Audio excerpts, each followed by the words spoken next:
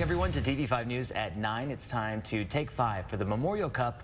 And joining us this morning, we have General Manager of the Saginaw Spirit, Dave Drinkle. Thanks for being here, Dave. How are you? Good. How about yourself? Doing great. Thank you. Yeah, so what would you say is the hardest part of being the General Manager of the Spirit team?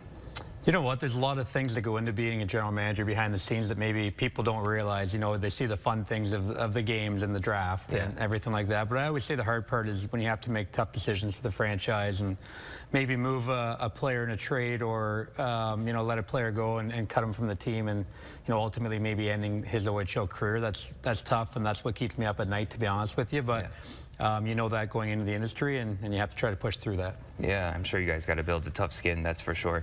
What would you say is the biggest trade that you've made so far this season?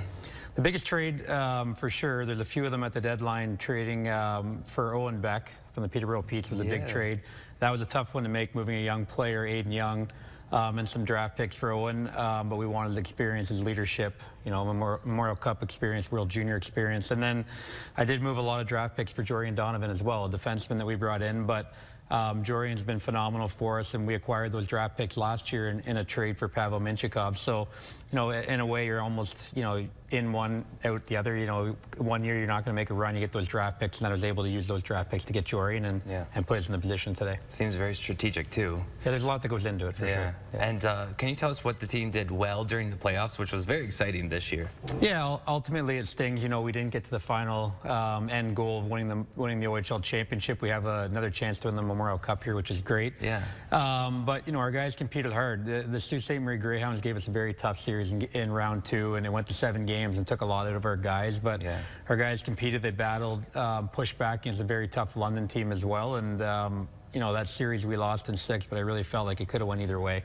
We were the better team for a lot of that series, but ultimately we lost, and we got another crack at the Memorial Cup here in a few weeks. In retrospect, what would you have liked to see the team do in the playoffs? Well, ultimately we wanted to win it, right? That's an easy question that way, but I think just bear down on a few of our chances. You look at game 2, I can picture it vividly against London. We hit the crossbar late in the second that would have tied the game up going into the third, and you know, late in the game in the power play, Mies hit the post as well. So maybe if we convert a couple of those, but that's the game of hockey. It's a game of inches. It's a little round puck that has to go over the line, and, and it didn't happen for us a few of those times. And what does it mean to you to have such a successful regular season for the Spirit? You were at the helm. Yeah, I think it was a great year for us. You know, we set franchise records with 50 wins and, you know, most wins at home all time, most wins on the road in a year, a lot of individual records as well. So it was a very, you know, successful year, and the fan base was phenomenal, and we want to keep building off that. But ultimately, you know, it is tough because the general manager's job and our coach's job is to win the OHL championship, and it didn't happen. But for us to win the West Division again and be one of the top 2 seeds in Canada ultimately in the CHL rankings, it was a very, when you look back on it, I think in a few years it's going to be very rewarding. Yeah, and I want to talk about Zane, one of the players on the team this year. We've talked about him pretty often here on TV5 News in both Wake Up and the sports team. How would you say, or how early do you expect him to get drafted in June? You know, I think the rankings kind of speak for themselves. I think he's a top 10 pick all day long. You never know what's going to happen with NHL teams and what they're looking for, and ultimately it only takes one player on their list to be there ahead of Zane, and he'll drop. But he could go as high as, you know, 2, 3, and he can go down to close to 10. But, you know, the amount of calls that we field from NHL teams and the interest in him and how he is off the ice, they all want to know that kind of info. They know who he is on the ice as well. But, you know, a star player, a superstar in our league, and he's had one heck of a year, that's for sure. Yeah. So you did mention that the Spirit do get to play in the Memorial Cup. That's just because we are host city. What would you say the team's working on in these next 2 weeks before the Cup begins? Yeah, we let our guys go home for a week here after losing out to London. Let them go home on Monday. They're coming back Sunday. 2 full weeks of practice, so basically a week and a half leading into the opening ceremonies 2 weeks from today. But give the guys' mind a little bit of a reset.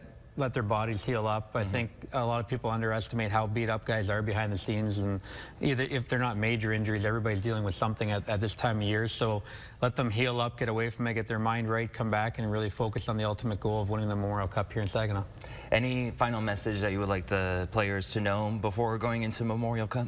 No, we've delivered a lot of messages to these guys. It's a once-in-a-lifetime opportunity to be a host team like this and have it in your hometown and raise a trophy in front of your fans and your family. And I know our guys will be ready to go. If anybody was in that dressing room after our loss to London that eliminated us from the playoffs, I think they see the passion in our group, how tight our group is, and how much they really care about each other in the community. And I really hope the community really embraces this event because, being an Ontario guy like myself, I grew up watched the Memorial Cup my whole life, and it's a very special moment, a very special thing that doesn't happen very often.